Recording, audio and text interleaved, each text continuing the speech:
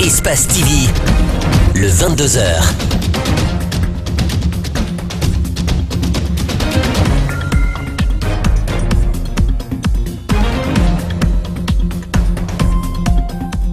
Bonsoir à tous. À la une de l'actualité ce soir, célébration de la journée internationale de la jeunesse. En Guinée, autorités et jeunes tous réunis pour parler du thème « Les jeunes qui édifient la paix ». Djibril Ba pour les temps forts de cette rencontre. La mécanique automobile est un métier autrefois réservé aux hommes.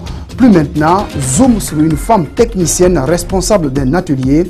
Reportage à suivre avec Mariam Fodé Kamara.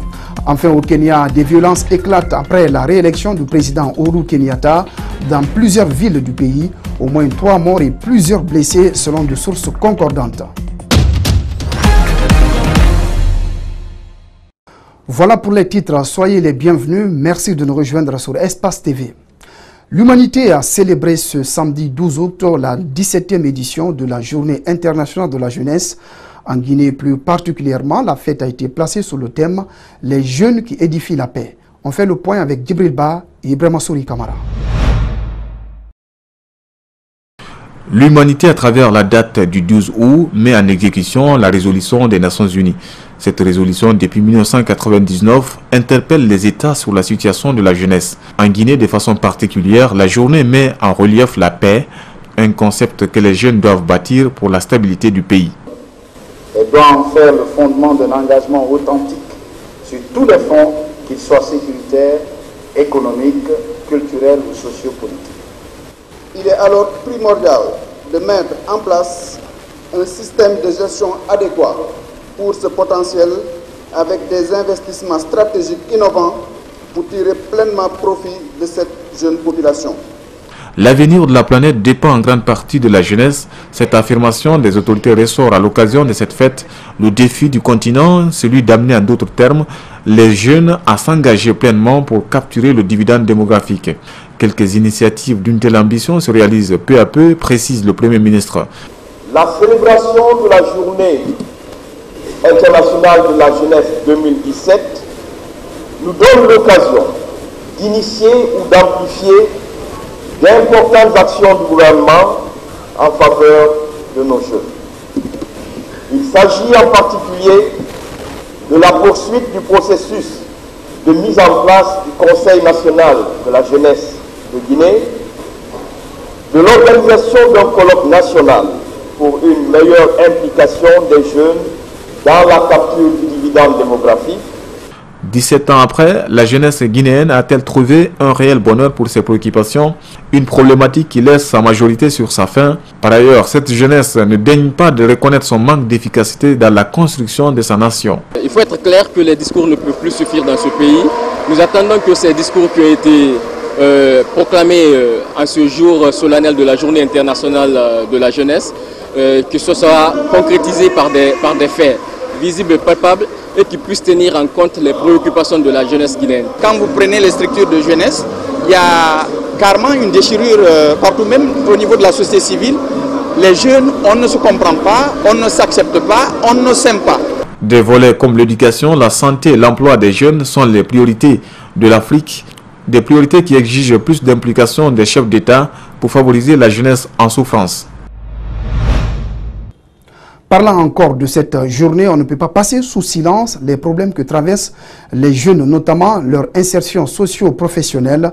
Justement, la cellule Balai Citoyen s'est penchée sur cette problématique à travers une conférence débat animée par le ministre de l'Enseignement technique et de la formation professionnelle. Compte rendu, Mohamed Valek Touré, Yacouba Traoré. Comment permettre aux associations de promouvoir le rôle et la participation de la jeunesse dans le processus de développement de leur communauté? Quelles solutions apporter pour leur permettre de s'émanciper sont entre autres questions soulevées au cours de ce débat. Les échanges ont porté sur le thème « Ensemble pour une jeunesse au service de la communauté ». C'est une occasion pour nous de remettre les compteurs à zéro, de faire le point de nos relations avec la jeunesse et de ce qu'elle peut apporter à notre pays. Parallèlement, ce que les jeunes peuvent faire en s'associant à la société civile de manière à prouver qu'en dehors de ce qu'on leur impose dans les universités, dans les écoles, ils sont capables d'initiatives et d'apporter des solutions dans leur environnement immédiat. Représentant plus de 60% de la population, La jeunesse guinéenne est aujourd'hui confrontée à d'énormes enjeux permettant de répondre aux exigences de la mondialisation. Ceci s'explique par le faible niveau d'implication et de la représentativité à des sphères publiques de la communauté. Le manque de civisme et de la culture citoyenne aux différents échelons de la société sont aussi des facteurs de rétrogradation de cette couche. Pour le président du CNOCS, cet état de fait est le résultat de désintérêt du pouvoir public à prendre en compte des préoccupations de ces jeunes. La jeunesse se trouve dans une situation très compliquée, je ne suis pas alarmiste, mais notre jeunesse souffre d'un autre problème. Elle n'a pas confiance en elle-même, elle n'a pas confiance à ses talents et à ses potentialités. La Guinée a beaucoup d'atouts, il suffit seulement que les jeunes aient confiance en eux-mêmes. Malgré les travers que je viens de décrire, il faut les connaître pour savoir éviter les embuscades. Et une fois c'est évité, la Guinée, on peut continuer à miser sur la jeunesse. Il est donc nécessaire de valoriser les initiatives locales afin d'impulser une nouvelle dynamique citoyenne qui puisse aider les jeunes. Nous avons compris que à la société civile, justement, ils ont insisté sur le fait que l'État investissait beaucoup sur les entreprises, pas assez sur les associations, alors qu'il y avait beaucoup plus de jeunes investis dans les associations que dans les entreprises. Donc c'était une façon d'interpeller l'État à considérer justement les associations comme un moyen d'insertion réelle de cette jeunesse. Les différentes associations de jeunesse se proposent d'attirer les jeunes sur leurs potentialités pour arriver à un développement durable de la Guinée. Voilà donc ce qu'on pouvait dire par rapport à cette journée internationale de la jeunesse. Bonne fête aux jeunes de Guinée. Faut-il immigrer ou rester? C'est le thème d'une réflexion entre acteurs de la société civile et cadres de l'administration. Si bon nombre déplorent le chaos que sème le départ des jeunes, d'autres soutiennent mordicus qu'il faut partir s'il n'y a plus d'opportunités au pays.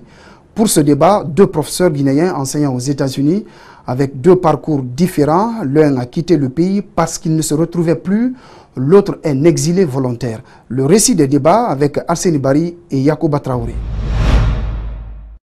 Des milliers de jeunes Guinéens meurent dans le désert, d'autres dans l'océan Atlantique en rejoignant l'Europe. Objectif, chercher le bonheur à tout prix. Certains parmi ces migrants fuient la misère du pays. Les plus chanceux réussissent la traversée, d'autres périssent en haute mer.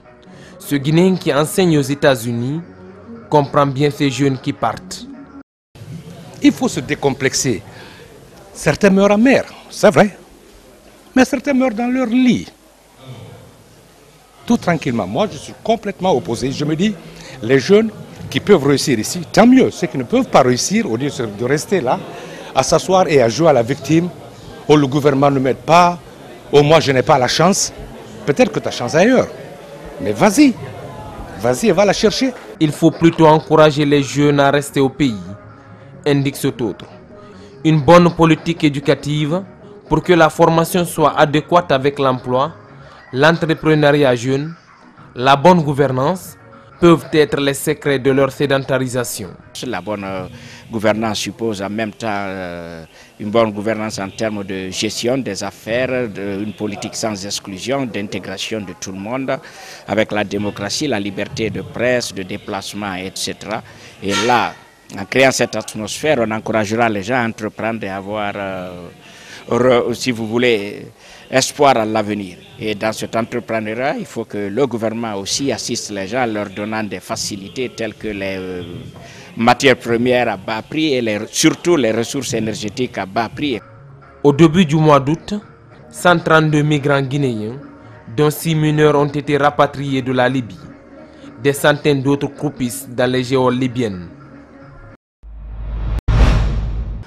Dans l'actualité encore, fin de la rencontre d'évaluation de la mise en œuvre du free roaming en Afrique de l'Ouest. Durant 2 jours, opérateurs de téléphonie et autorités de régulation des postes et télécommunications de la sous-région ont échangé sur des difficultés rencontrées sur le terrain, les progrès enregistrés également.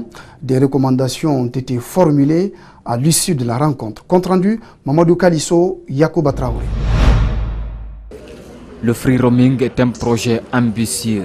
Il a pour objet d'intégrer l'ensemble des pays de l'Afrique occidentale. Après 4 mois d'exercice, des résultats satisfaisants ont été enregistrés dans l'ensemble, à en croire les acteurs.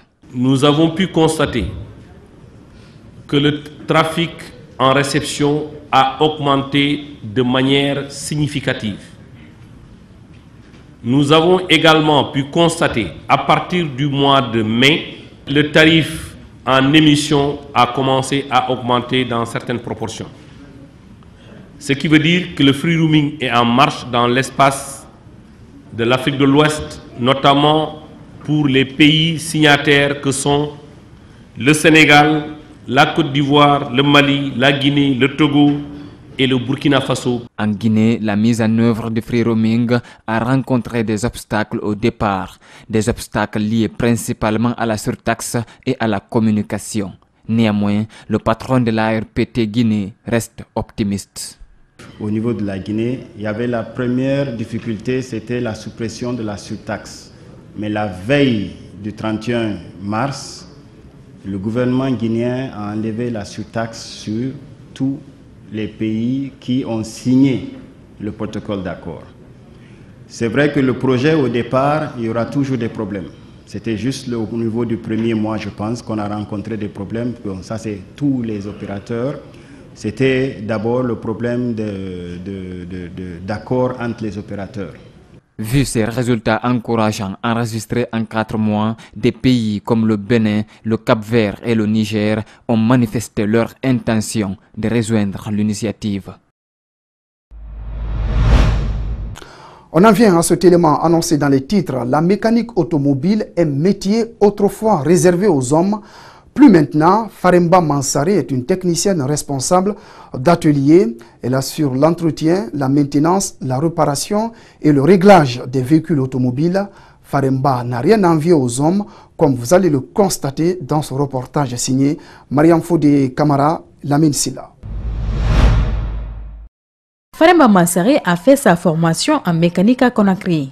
Elle a choisi ce métier depuis son enfance grâce à son père.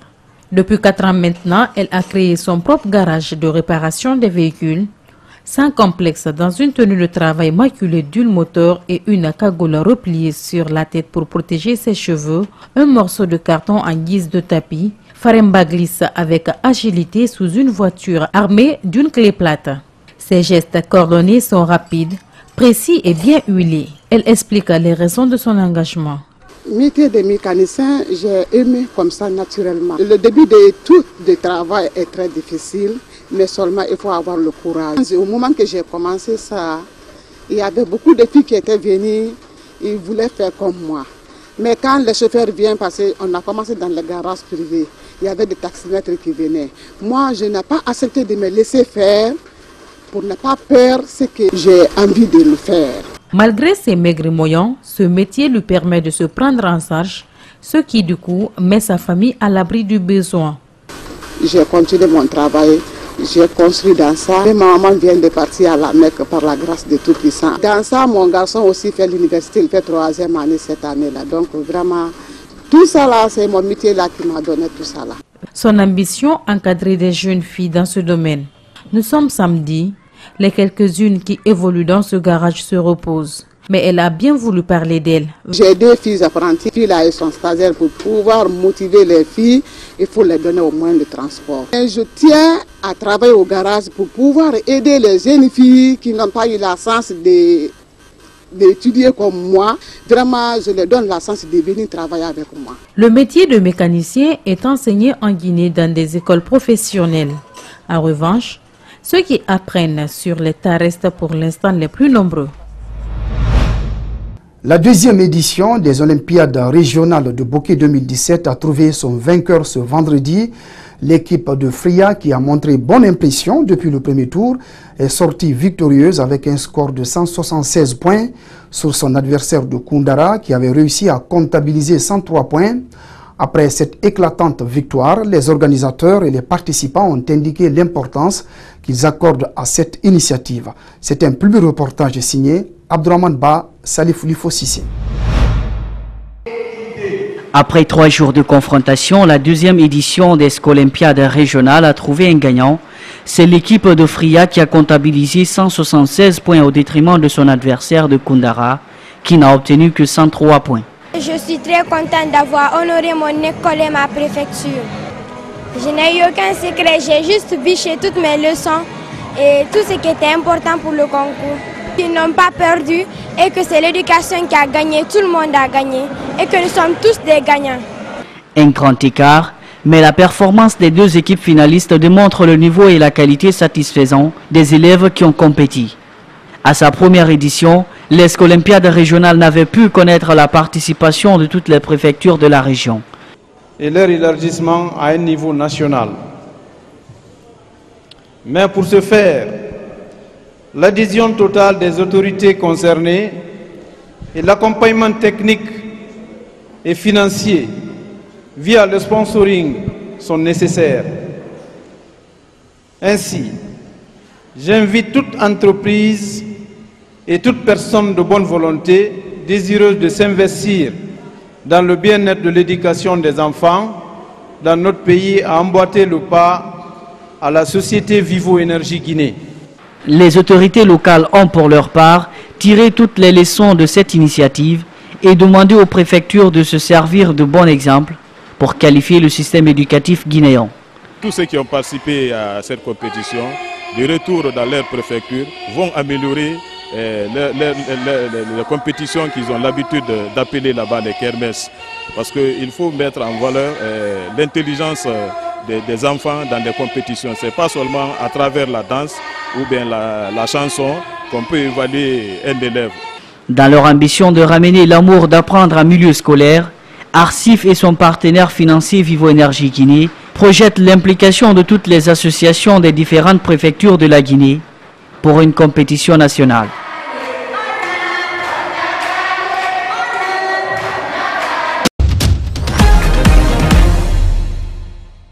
Voilà, c'est la fin de ce journal. Merci à tous de l'avoir suivi. Merci également aux équipes en régie et en édition. Ce journal est à retrouver sur notre site que je vous invite à visiter, espacetvguinée.info. À toutes et à tous, excellente soirée en compagnie de nos programmes.